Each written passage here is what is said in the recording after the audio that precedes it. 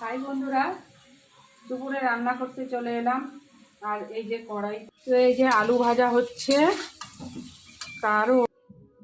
তো এখানে 1 kilo chicken নিয়ে এসেছি, আর এখানে পেঁয়াজ কুচি আর সমস্ত গোটা মশলা পেস্ট করে নিয়েছি, আর এখানে টমেটো কুচি করেছি, আর এখানে তেজপাতা আর জিরে ফোড়ন দিয়ে আমি পেঁয়াজটা ভালো করে ভেজে নিয়েছি। তারপরে সমস্ত মশলাগুলো দিয়ে টমেটোটা দিয়ে ভালো করে মশলাটা কষে নিয়েছি।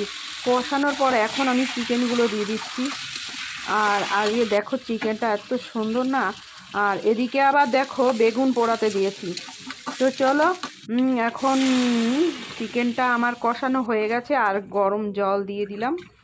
আর এদিকে বেগুন পোড়াটা রেডি হয়ে গেছে। আর এ দেখো চিকেনটা হয়ে গেছে, আর এখন গরম মশলা গুঁড়ো দিয়ে আমি নামিয়ে নিলাম। তো দেখো উপর দিয়ে ধনেপাতা কুচি ছড়িয়ে